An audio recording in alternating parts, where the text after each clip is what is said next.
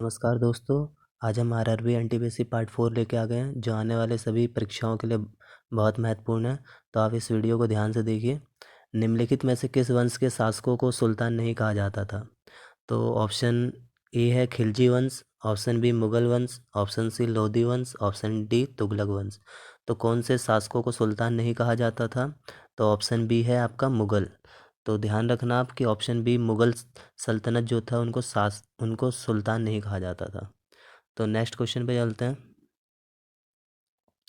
निम्नलिखित में से मुगल सम्राटों जिन्होंने भारतीय उपमहाद्वीप पर शासन किया था उसका उल्टा क्रम बताना है। तो सीधा क्रम तो आपका होता है कि जैसे यहाँ पर ऑप्शन दिया है अकबर, शाहजहाँ, औरंगजेब, बहादुर शाह, तो ये तो आपका सीधा क्रम हो जाएगा, क्योंकि पहले अकबर आया था, फिर उसके बाद आपका अकबर का अकबर आया था, फिर उसके बाद शाहजहाँ, औरंगजेब, ये तो सीधा क्रम है। तो ऑप्शन बी भी आप देखिए, तो ऑप्शन बी में भी आपको औरंगजेब मिलेगा, फिर बहादुर शाह, फिर शाहजहाँ। तो शाहजहाँ तो नहीं होगा, शाहजहाँ पहले आएगा और अकबर भी उससे पहले आएगा। तो ऑप्शन सी देखिए, बहादुर शाह सेकंड है, फिर उसका औरंगजेब है, फिर शाहजहाँ और अकबर। तो ये आपका ऑप्शन सी जो है वो सही हो जाएगा, क्योंकि सबसे लास्ट में आपका बहादुर शाह सेकंड थे, फिर उसके बाद औरंगजेब थे, फिर उसका शाहजहाँ और फिर अकबर। क्योंकि हमें इसमें अंतिम से पहले पे जाना है, तो इसका ऑप्शन सी हो जाएगा। आप इसके जो डेट हैं वो भी ध्यान रखिए कि जो बहादुर शाह सेकंड थे वो 1837 से 1857 तक के पीरियड में थे। उसका औरंगजेब 1658 से 1707, उसके बाद शाहजहाँ थे 1627 से 1658, और इसके बाद अकबर 1556 से 1605। तो ये डेट भी आप याद रखना। तो नेक्स्ट क्वेश्चन पे चलते हैं। अहमदनगर की किस रानी ने बादशाह अकबर का विरोध किया था? तो option A Rani Durgavati, option B Zeenat Mahal, और option C Chand Bibi, option D Razia Sultan. तो अहमदनगर की किस रानी ने बादशाह अकबर का विरोध किया था? तो ये आपका ऑप्शन सी हो जाएगा, चांद बीबी। एक इसमें एक्स्ट्रा फैक्ट याद रखना कि महिला मुस्लिम शासक जो सबसे पहली थी वो रजिया सुल्तान थी। तो ये भी कभी कभी क्वेश्चन पूछा जाता है एग्जाम में, तो ये भी ध्यान रखना आप। नेक्स्ट क्वेश्चन पे चलते हैं। लाल बलुआ पत्थर का कौन सा प्रसिद्ध किला मुगल शासकों को के शाही शहर को घेरता है, जिसमें जहांगीर महल, खास महल, दीवाने खास और दो खूबसूरत मस्जिदें शामिल हैं? तो इसका ऑप्शन ए है आगरा कोट, ऑप्शन बी हुमायूं का मकबरा, ऑप्शन सी महाबलीपुरम में स्मारकों का समूह, ऑप्शन डी हम्पी के स्मारकों का समूह। तो लाल बलुआ पत्थर का कौन सा प्रसिद्ध किला मुगल शासकों के शाही शहर को घेरता है? तो इसका ऑप्शन आपका क्या हो जाएगा? ऑप्शन ए हो जाएगा, आगरा कोट। ध्यान रखना। नेक्स्ट क्वेश्चन पे चलते हैं। निम्नलिखित में से कौन सी धार्मिक और धर्मनिरपेक्ष दोनों रूप से प्रसिद्ध ऐतिहासिक इमारत उत्तर प्रदेश के फतेहपुर सीकरी शहर में नहीं है?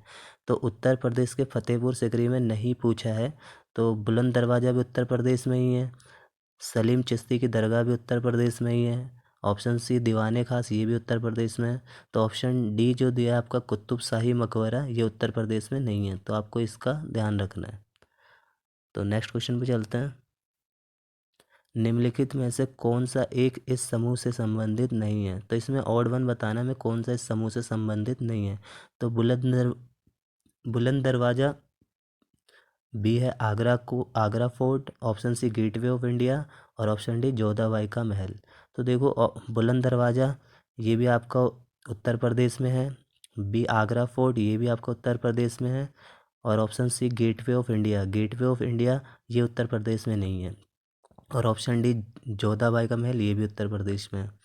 तो इसमें और क्या हो जाएगा आपका गेटवे ऑफ इंडिया, क्योंकि गेटवे ऑफ इंडिया कहाँ पर है आपका? ये बॉम्बे में पड़ेगा, है ना। तो नेक्स्ट क्वेश्चन पे चलते हैं। और एक चीज़ और आप ध्यान रखना इसमें, क्योंकि ये तीनों चीज़ जो है ये अकबर ने बनाए थे, तो इससे आप पहचान सकते हो, वरना हम स्टेट को रिलेट करके भी इसे आइडेंटिफाई कर सकते हैं। नेक्स्ट क्वेश्चन पे चलते हैं। दिल्ली का प्रसिद्ध लाल किला किसके शासनकाल में बनाया गया था? तो दिल्ली का प्रसिद्ध लाल किला तो आपको ये पता होना चाहिए, लाल किला एक आगरा आगरा में भी है और आपका दिल्ली में भी है। तो आगरा वाला जो है वो तो आपका आपका अकबर ने बनवाया था, और दिल्ली का लाल किला है ये आपका शाहजहाँ ने बनाया था। तो इसका ऑप्शन सी डी सही हो जाएगा, शाहजहाँ। और ये कब बनाया था ये भी डेट इंपॉर्टेंट है, तो डेट आप याद रखना 1648 ईस्वी में शाहजहाँ ने दिल्ली का लाल किला बनवाया था। और शाहजहाँ ने आपका ताजमहल भी बनवाया था, ये भी आप याद रखिए। नेक्स्ट क्वेश्चन में चलते हैं। किस मुग़ल शासक ने ताजमहल बनवाया था? तो अभी मैंने पीछे बता ही दिया है कि ताजमहल किसने बनवाया था, शाहजहाँ ने बनाया था। ये तो क्वेश्चन ईजी हो जाएगा। नेक्स्ट क्वेश्चन पे चलते हैं। वह ऐतिहासिक जगह चुने जो ग्वालियर मध्य प्रदेश में नहीं है। तो इसमें क्वेश्चन ने पूछा है मध्य प्रदेश ग्वालियर में वो कौन सा ऐतिहासिक जगह है जो नहीं है। तो इसका ऑप्शन ए है आपका जय विलास महल। तो ये तो ये आपका ग्वालियर मध्य प्रदेश में है।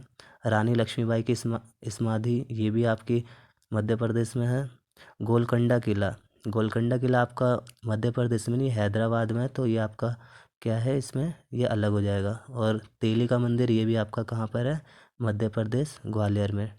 तो गोलकुंडा किला आप याद रखना, ये आपका हैदराबाद में। नेक्स्ट क्वेश्चन पे चलते हैं। यूरोपीय कंपनी भारत में पुर्तगालियों ने निम्नलिखित में से किस स्थान पर अपने पहले किले का निर्माण किया? तो क्वेश्चन ने पूछा जो यूरोपीय कंपनी थी और यूरोपीय कंपनी भारत में पुर्तगालियों के किस स्थान पर सबसे पहले मतलब इसका किले का निर्माण किया गया था। तो इसका आपका ऑप्शन ए जो है वो कोचीन है, बी गोवा है, ऑप्शन सी कराईकल है और ऑप्शन डी बेंगलोर है। तो जो पुर्तगाली थे वैसे तो लास्ट में पुर्तगाली गोवा से गए थे, तो पर अधिकतर बच्चे कंफ्यूज हो जाते हैं, वो गोवा लगा देते हैं। तो गोवा मत लगाना इसमें, सबसे पहले वो कोचीन में थे, ठीक है। तो सबसे पहले यहाँ पे स्थान जो पूछा है कि वहाँ किस स्थान पे इन्होंने निर्माण किया था, है ना। तो ध्यान रखना, आप कोचिंग है इसका आंसर, कोचिंग। तो होप सो आपको वीडियो अच्छी लगी होगी। अगर वीडियो अच्छी लगी तो आप इसे प्लीज़ सब्सक्राइब कर दीजिए। Thank you.